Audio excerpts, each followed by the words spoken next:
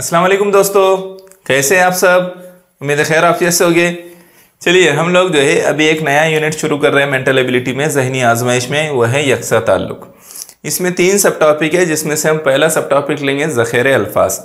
ज़ख़ीरे अल्फाज में होता क्या है, तो मुख्तलिफ जो है आपको यहाँ पर मुख्तलिफ मालूमात की ज़रूरत पड़ती है, जो आप समाजी उलूम में पढ़ते हैं, उर्दू में पढ़ते हैं या दीगर मज़ामीन में पढ़ते हैं, उसकी ज़रूरत पड़ती है। आपको यहाँ 3 जो है रुकन दिए जाते हैं और चौथे रुकन को जो है उसमें कैसे शामिल करेंगे उसके ताल्लुक़ की बिना पर वो देखना होता है। जैसे सवाल से समझिए, दिए गए सवाल में पहले और दूसरे रुकन के दरमियान में जो ताल्लुक़ है, बिल्कुल उसी तरह तीसरे और चौथे रुकन के दरमियान में ताल्लुक़ है। तो यहाँ जो है हिरन से हिरनी हो गया, तो हमको पहला जो है पहले 2 अरकान के दरमियान में ताल्लुक़ देखना पड़ता है। जब हम ये समझ लेते हैं तो फिर हमको तीसरे रुकन से चौथे रुकन का ताल्लुक़ जोड़ना आसान हो जाता है। ठीक है, तो ये चीज़ समझिए, इसको अच्छी तरह समझिए। अगर ये समझ जाएंगे आप तो आसानी से करेंगे। तो आप देखो, हिरन से हिरनी यानी मुज़क्कर मुअन्नस वाला मामला है, तो आप ऊँट का मुअन्नस क्या होगा, मुअन्नस क्या होगा ऊँट का, ऊँटनी। इसका मतलब यहाँ पर क्या आएगा, ऊँटनी, है ना। ठीक है, तो इस तरह हमको देखना पड़ेगा। ऑप्शन नंबर 4 हमारा, ऑप्शन नंबर 1 जो है हमारा जवाब होगा। बात समझ में आई। यही चीज़ आपको समझना होती है, इसके लिए बुनियादी जो मालूमात है ये आपको मालूम होना चाहिए। ठीक है, चलिए कुछ सवालात की मश्क में आपको क्लियर हो जाएगा कि इसमें ज़ख़ीरे अल्फाज से मुतालिक किस तरह के सवालात पूछे जाते हैं, यकसा ताल्लुक़ किस तरह कायम किया जाता है। भेड़, सवाल देखिए, भेड़ का क्या है, मेमना, यानी भेड़ के बच्चे को क्या कहते हैं, मेमना कहते हैं। तो कुत्ता जो है उसके बच्चे को क्या कहेंगे, तो यहाँ 4 ऑप्शन है, बछड़ा, चूज़ा, सपोला। बछड़ा जो है गाय के बच्चे को कहते हैं, चूज़ा मुर्गी के बच्चे को कहते हैं, सपोला जो है सांप के बच्चे को कहते हैं, पिल्ला कुत्ते के बच्चे को कहते हैं। तो इसका मतलब क्या आएगा, यहाँ पर कुत्ता है तो यहाँ आएगा पिल्ला, है ना, क्या आएगा, पिल्ला आएगा। तो इस तरह से सही जवाब की तरफ हम लोग जो है पहुँच सकते हैं। बात समझ में आई। इसी तरह से समझना है आपको, ये बुनियादी बातें मालूम होनी चाहिए, किसके बच्चे को क्या कहते हैं। इसकी इंशाल्लाह मैं पोस्ट भी शेयर करूँगा, उसमें आपको ये सारी मालूमात भी मिल जाएंगी। इस सवाल में देखिए, लम्स जो है जिल्द, तो छूना जो है, छूने का एहसास किससे होता है, जिल्द से होता है। किस चीज़ से होता है, जिल्द से। तो जायके का एहसास किस चीज़ से होगा, जाहिर सी बात है नाक से तो नहीं होगा, नाक से सूंघने का काम होता, आखिर आंखों से, देखने का ज़ुबान से। हाँ, ज़ुबान से हम जायका मालूम कर सकते हैं। क्या मालूम कर सकते हैं, जायका। तो इसलिए हमारा जो जवाब बनेगा वो क्या रहेगा, जायका, ज़ुबान। इसमें और इसमें जो ताल्लुक़ बन रहा है वही ताल्लुक़ ये दोनों का है। ठीक है, पहले और दूसरे रुकन का जो ताल्लुक़ है ये समझना बहुत ज़रूरी है। जैसे ही आप वो समझ लेते हैं तो आपका जवाब आसान बन जाता है। ठीक है, अगले से हम जो है उसको चौथे रुकन को मालूम कर सकते हैं तीसरे रुकन के साथ। यहाँ देखो, सिंदखेड़ जादव, यहाँ तो वीरल का क्या, तो सिंदखेड़ जादव क्या है, ये तो आपने 5वीं क्लास में इसको पढ़ा है समाजी उलूम में। समाजी उलूम में तारीख में, माहौलियात का आपका जो दूसरा हिस्सा है उसमें आपने इसको पढ़ा है। सिंदखेड़ के जादव खानदान जो है मशहूर है। तो वीरल का कौन सा खानदान मशहूर है, वीरल का, तो वह है भोसले खानदान। कौन सा है, तो भोसले, इसके साथ क्या जुड़ेगा, भोसले खानदान। ठीक है, इस तरह से आपको सही जवाब चुनना होता है, लेकिन बुनियादी मालूमात इसके लिए ज़रूरी है। ठीक है, अगर आपको मालूम ही नहीं है तो फिर कैसे करेंगे आप। तो इसलिए आपको किताबें भी पढ़ते रहना है, क्लास में जो कुछ पढ़ाया जा रहा है अच्छी तरह से समझना है, तब जाकर आप जो है इससे मुतालिक सवालात अच्छी तरह से हल कर सकते हैं। ठीक है, चलिए, भैंस, दूध, तो मुर्गी क्या, भैंस और दूध के दरमियान में क्या ताल्लुक़ है।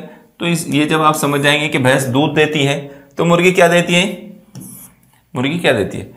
यहाँ देखिए, यहाँ मुख्तलिफ ऑप्शन लिखे, हमको ये ऑप्शन अच्छे से मालूम है कि मुर्गी अंडे देती है। क्या देती है, अंडे। इसलिए हमारा सही जवाब क्या रहेगा, ऑप्शन नंबर 3।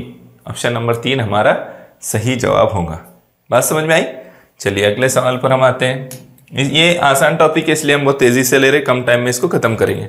सुरो एक दरख्त है, ठीक है, सुरो दरख्त, तो फूल क्या है। तो यहाँ हमको क्या करना है, पत्ता, तना, फल, गुलाब।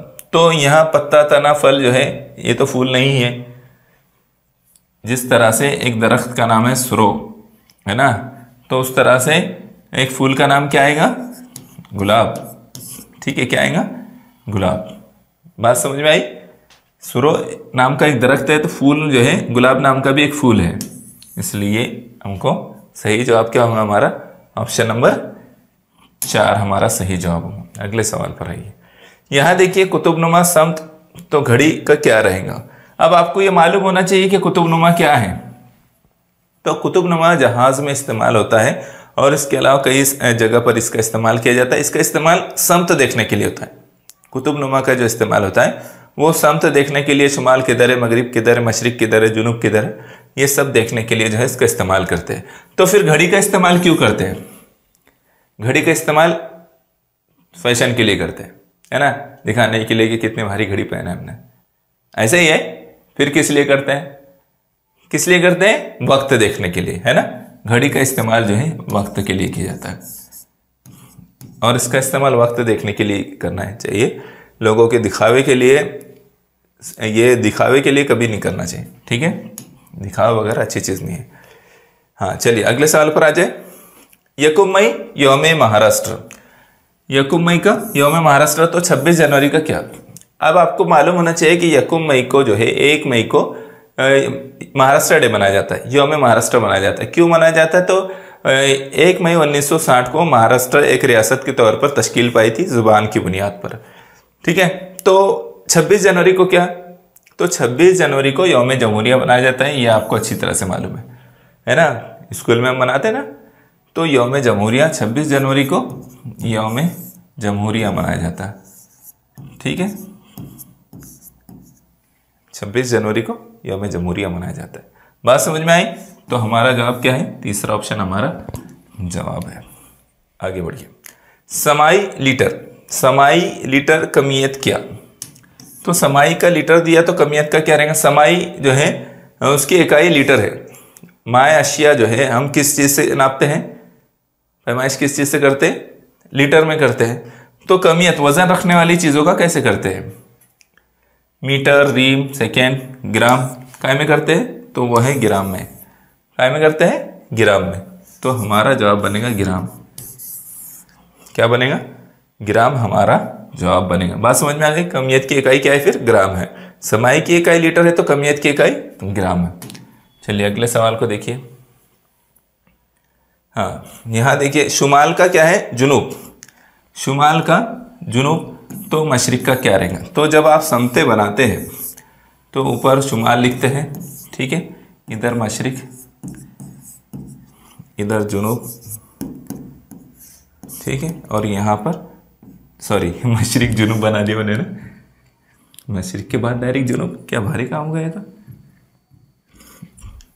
शुमाल जुनूब अपोजिट डायरेक्शन में होता है ना। रोज़ा लग जा रहा है? रोज़ा तो रखा नहीं मगर मैंने। जुनूब मशरिक का मगरिब, ठीक है, ये मशरिक मगरिब। तो क्या है यहाँ पर? शुमाल जुनूब। शुमाल की अपोजिट साइड दिया है जुनूब, ठीक है, और मशरिक की अपोजिट साइड क्या रहेंगी फिर? मगरिब। तो यहाँ क्या आना है? मगरिब आना है। इसकी जोड़ी किसके साथ होगी? मगरिब के साथ। तो कहाँ है मगरिब? मगरिब ये है, ठीक है। मगरिब कहाँ है? चौथे नंबर का ऑप्शन तो हमारा इस तरह से रहेगा। तो समझना है हमको कि ये अपोजिट साइड दिया है, समत, अपोजिट समत दिया है। तो यहाँ मशरिक की अपोजिट समत कौन सी है? मगरिब है। तो इसलिए यहाँ क्या आएगा? मगरिब आएगा, ठीक है। यहाँ देखिए, कौमी फल आम। तो कौमी परिंदा क्या? कौमी फल आम है। तो कौमी परिंदा कौन सा है? तो वो मोर है। परिंदा बोला है इसलिए हमारा जवाब क्या रहेगा? मोर। कौमी जानवर अगर बोलता तो अलग हो जाता, इसलिए यहाँ कौमी परिंदा कहा तो क्या आएगा? मोर।